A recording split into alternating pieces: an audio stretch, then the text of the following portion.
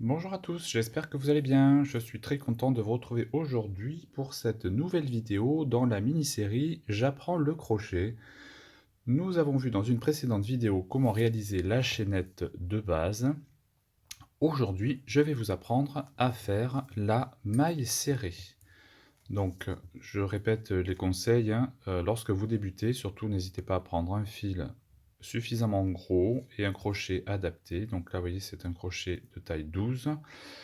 Ça permet, quand on débute, de mieux voir les mailles en fait, hein, sur votre laine, parce que sur les laines plus fines ou foncées, c'est parfois un peu compliqué quand on débute.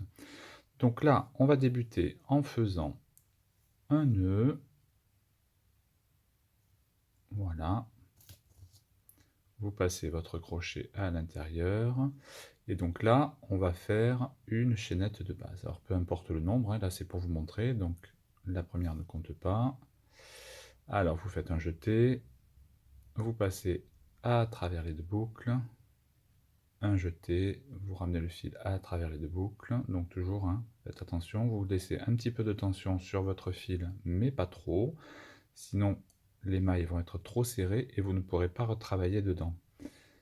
Donc là, on va faire quelques mailles. Hop.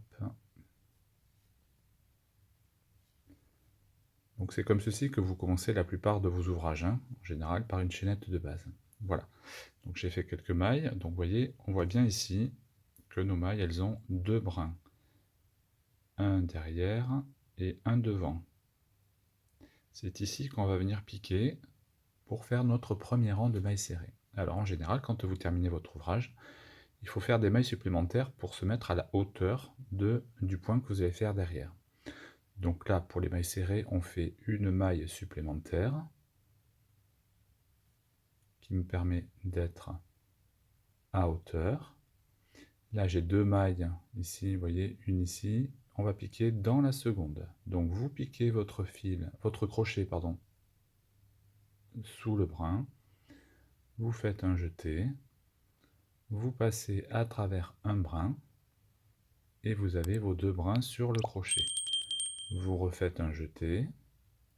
Et là, vous passez à travers les deux boucles. Vous allez dans la maille suivante. De nouveau, vous piquez directement à l'intérieur du brin. Un jeté. Vous ramenez comme ceci. Vous avez deux boucles sur le crochet. Un jeté. Et vous passez à travers les deux boucles. Vous passez dans le brin. Un jeté. On passe à travers la maille. On a deux boucles sur le crochet. Un jeté. Et on passe à travers. Donc voilà ce que cela vous donne. Donc là, vous voyez, on a une, deux et trois mailles serrées qui ont été faites.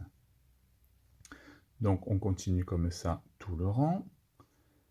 Donc on pique, on ramène, un jeté, on passe les deux boucles dans toutes les mailles que l'on rencontre.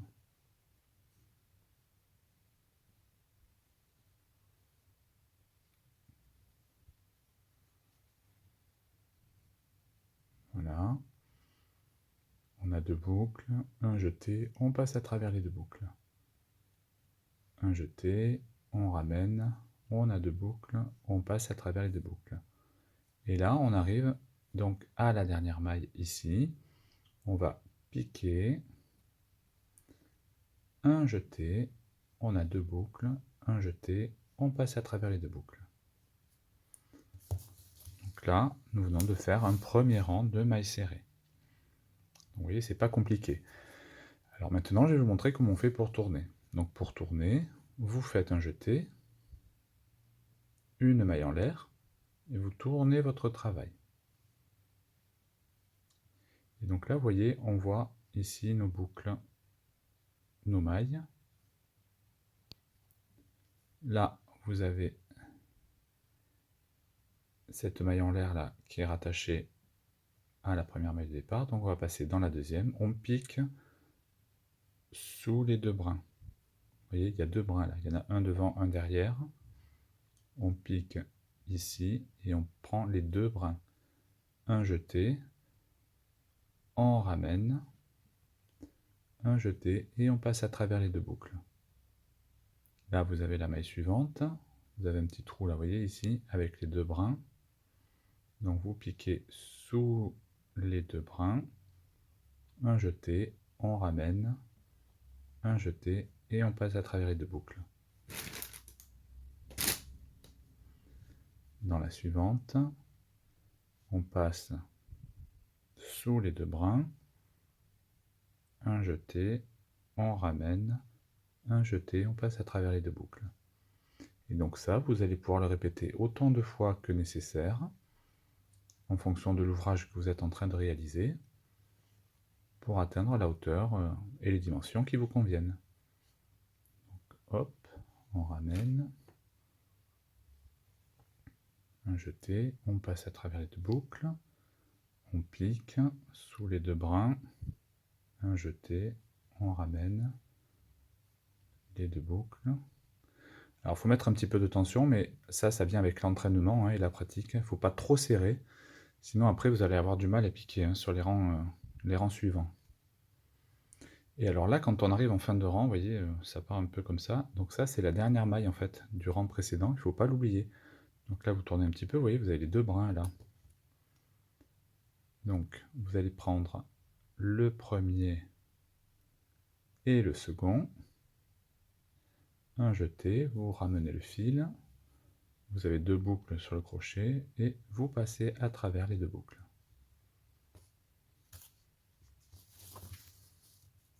Donc là on a fait nos deux rangs de mailles serrées.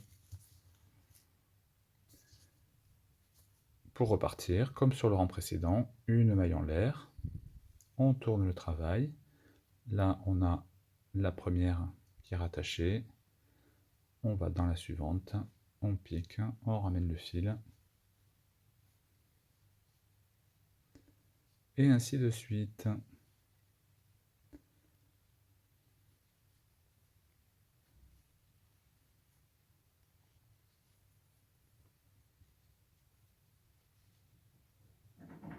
On pique sous les deux brins.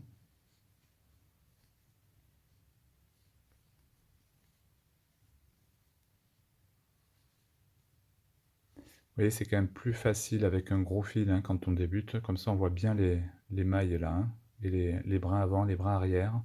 Donc ça, c'est le brin avant, ce qu'on appelle le brin avant, parce qu'il est face à vous. Et là, le brin arrière. Parfois, on le voit dans les tutos. Piquer le brin avant, piquer le brin arrière. Donc la dernière, on n'oublie pas, ici, hop, sous les deux brins. Là, une maille en l'air, et on tourne le travail. Voilà, donc ça fait un très joli point. Bah, écoutez, je vous laisse vous entraîner. C'est tout pour ce petit tuto J'apprends le crochet. J'espère que cela vous aura plu et que cela va vous aider. Je vous dis à très bientôt pour un nouveau pas à pas sur la chaîne, mais également des nouveaux tutos leçons J'apprends le crochet. Je vous dis à très bientôt sur la chaîne Papa Crochette. N'hésitez pas à vous abonner et à liker parce que ça fait toujours plaisir. Je vous embrasse.